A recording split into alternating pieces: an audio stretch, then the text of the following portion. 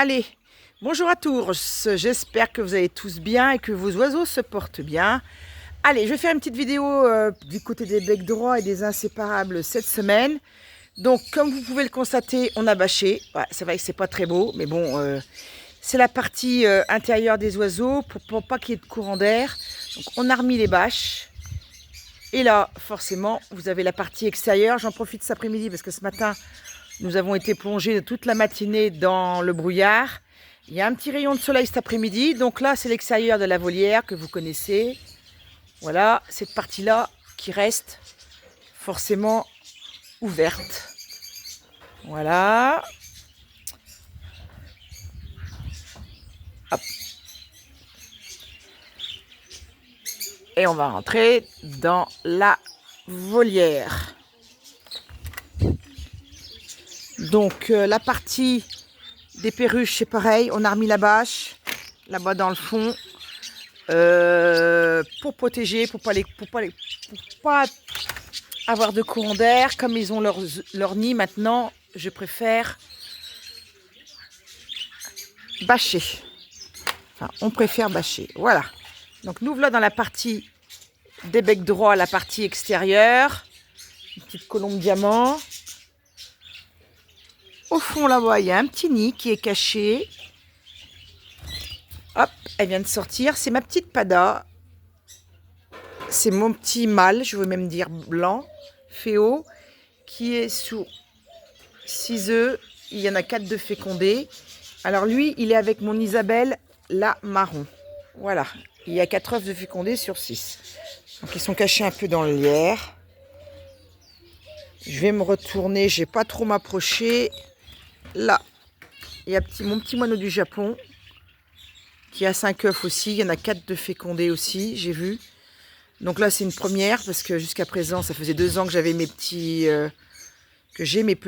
2 couples de moineaux du Japon. J'avais encore pas eu de jeunes. Alors c'est vrai que c'est un peu pas la bonne période, mais moi je mets des nids pour les petits exotiques. Ils aiment bien se coucher le soir, l'hiver dans leur petit nid. Alors c'est vrai que c'est un risque, mais bon, voilà. Ça donne des œufs, on verra bien. Je laisse faire. Ma petite colombe diamant qui est ici. Alors là, il y a la deuxième.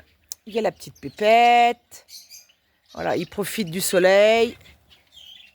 Là-bas, j'ai ma femelle type sauvage et mon petit mâle, Isabelle, pada, qui est ici.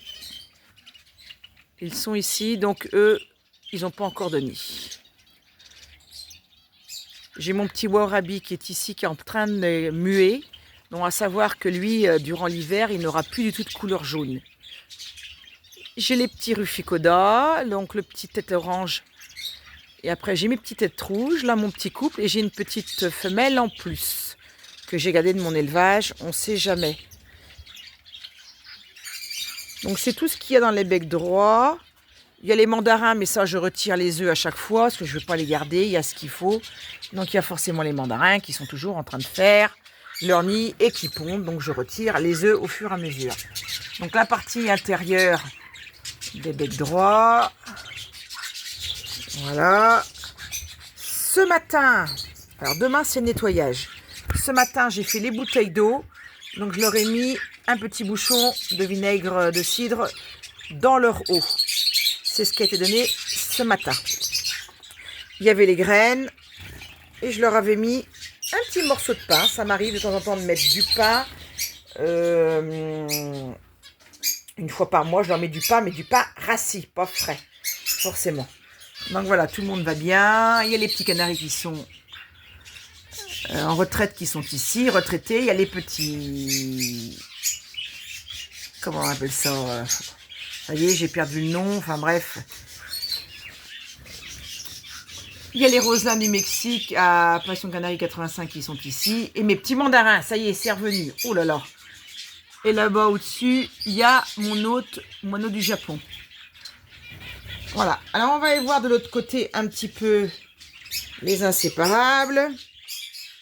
Je vais pas ouvrir leur nid parce que eux, c'est pareil. Là, ils ont repris à pondre.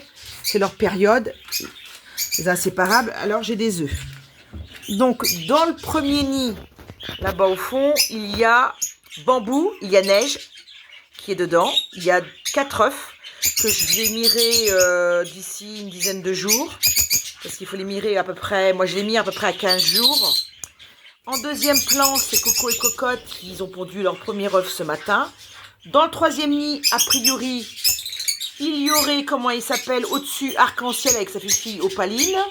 Mais il n'y a pas d'œuf. Et en dessous, il y a, comment elle s'appelle, Pomme et Granny, eux, qui ont fait 2 œufs. Au-dessus, j'ai ma petite fille Mangue qui est ici. Il y a aussi Eclipse, faut pas oublier Eclipse. Voilà. Donc, ça y est, la repro est commencée pour les inséparables. On a mis leur nid, ils ont retrouvé un petit peu leur nid. Nous, ce qu'on fait, c'est qu'on leur met du cajot au sol et ils se débrouillent avec leur bec. Ils taillent des petites, des tout petits morceaux de bois comme ça, là, et ils le mettent dans le nid.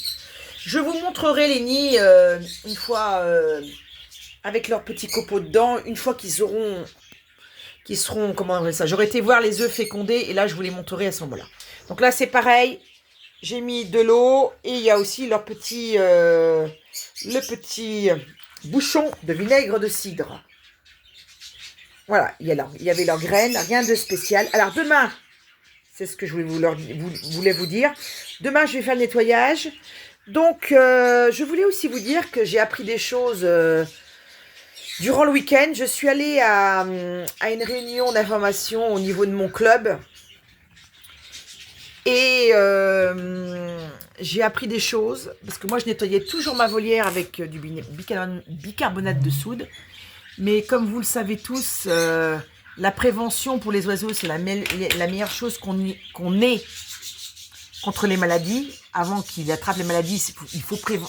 La prévention, c'est la chose la plus importante pour éviter d'avoir des problèmes avec nos oiseaux, parce qu'après, pour les soigner, c'est très complexe. Donc, j'ai appris qu'il fallait mettre de la javel, parce que la javel, pas pure, diluée, très importante, c'est en prévention pour plusieurs maladies. Donc, moi, je vais instaurer maintenant dans mon cycle de nettoyage au moins une fois ou même voire 2 fois par mois, je mettrai de la javel diluée dans l'eau pour nettoyer les perchoirs, tout ce qui est les bacs à graines, tout ça, ça servira à tout ça. Donc ça, je vais le faire parce que, bon, j'ai appris pas mal de choses ce week-end par rapport à ça, donc je vais m'y mettre. Là, on a remis aussi des sèches, parce que ça c'est pareil, j'ai entendu que c'était très important pendant la période de repro d'avoir des eaux de sèche, donc on a changé les sèches aujourd'hui. Voilà, donc c'est tout ce que j'avais à vous dire. Les oiseaux vont bien, les perruches aussi là-bas, je me suis pas attardée parce que je vous les avais montrés la semaine dernière, il y a une dizaine de jours, donc il n'y a pas d'œufs pour l'instant. Voilà. Donc, les petits oiseaux vont tous très très bien. Rappelle mon arc-en-ciel. Alors, les padas qui sont ici. Voilà. Donc, moi, je vais arrêter de mettre les œufs de chasse à l'extérieur parce qu'elles verdissent durant l'hiver. Donc, j'ai commencé à les remettre à l'intérieur. Voilà, tout le monde va très très bien. Donc, il n'y a pas grand-chose au niveau de la repro parce que c'est juste chez les becs crochus que ça a commencé. Il y a aussi quand même les padas, mais bon, pour l'instant, c'est plutôt assez calme. Ils commencent à avoir des œufs, c'est le début. Donc, je surveille à tout ça. Et puis, voilà. Donc, je vais vous laisser sur mes petits oiseaux. Je vous souhaite une bonne semaine. Et puis, on se dit à bientôt pour d'autres nouvelles.